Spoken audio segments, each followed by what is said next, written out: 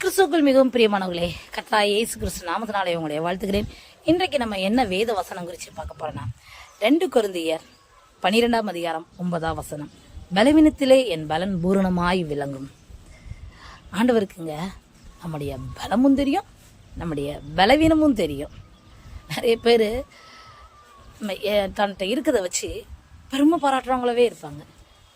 ஒரு சிலர் என்ன செய்வாங்க தெரியுமா, ஐயோ என்னால் எதுவுமே முடியலை, நான் ரொம்ப பலவீனமானவன் அப்படின்னு சொல்லி சொல்கிறவங்களா காணப்படுவாங்க. ஆனால் ஆண்டவர் பலவீனமான ஒரு பாத்திரத்தை அவர் விரும்புகிறவராக காணப்படுவார். அவங்ககிட்ட எதுவுமே இல்லைன்னு வச்சுக்கோங்களேன்.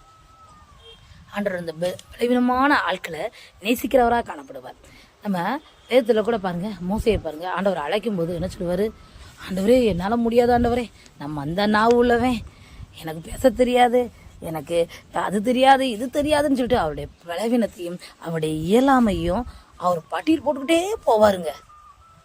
ஆனால் ஆண்டவர் என்ன செய்தார், ஆண்டவர் எப்படிப்பட்டவர் தெரியுமா? நம்ம ஆண்டவர் அவர் பலவீனத்தையும் தகுதியின்மையும் உணர்ந்த அவர் அந்த மோசையைத்தான் வல்லமையாக பயன்படுத்தினாருங்க. நீங்கள் நான் ஒன்றுக்குமே லாய்க்கில்லை, நான் ரொம்ப பலவீனமாக இருக்கேன், எனக்கு எதுவுமே தெரியாது அப்படின்னு நினைக்கிங்களா? உங்களைத்தான் ஆண்டவர் பயன்படுத்த வல்லவராக இருக்கிறாரு. உங்கள்கிட்ட தான் பேசிக்கிட்டு இருக்காருங்க.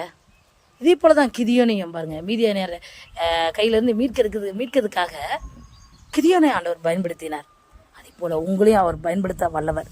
ஆனால் நம்ம என்ன செய்யறது தெரியுமா, பல நேரங்களில் ஆண்டவரே நம்ம சார்ந்திருக்கும் நான் கொஞ்சம் வாய் சொல்லுவோம், ஆனால் மனசு ஏதோ ஒன்றை நோக்கி அந்த மனசில் ஒரு மூலையில் பார்த்தோன்னு வச்சுக்கோங்களேன், ஏதோ ஒன்றை சார்ந்து வாழ்ந்து கொண்டே இருப்போம். நம்ம முழுமையாக ஆண்டவர் பக்கம் நம்ம வரவே மாட்டோம்.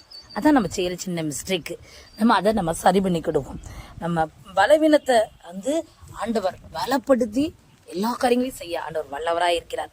பவுல் கூட பாருங்க, அவர் சரீரத்தில் முள் கொடுக்கப்பட்டது, அது அவரை குட்டுகிறதா இருக்கு அப்படின்னு சொல்லி எழுதப்பட்டு இருக்குது. அந்த பலவீனத்தோடு தான் ஓடினாரு. எத்தனை நிருபங்களை எழுதியிருக்காரு பாருங்க.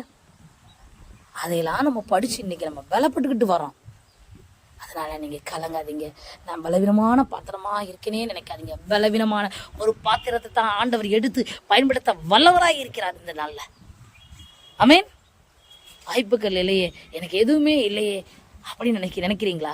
கர்த்தர் வாய்ப்புகளை உங்களுக்கு உருவாக்கி தர வல்லவராக இருக்கிறார். இந்த காணொலியை பார்க்கிற எல்லாருக்கும் ஆண்டவர் செய்ய வல்லமை உள்ளவர். ஆமென். அந்த இயேசுவை நீங்க நம்புங்கள், ஏற்றுக்கொள்ளுங்கள், விசுவாசிங்க. கர்த்தருடைய கருத்து பெரிய அற்புதங்களை பெற்றுக்கொள்வீர்கள். தேவன் தான் உங்களை ஆசீர்வதிப்பாராக. ஆமென்.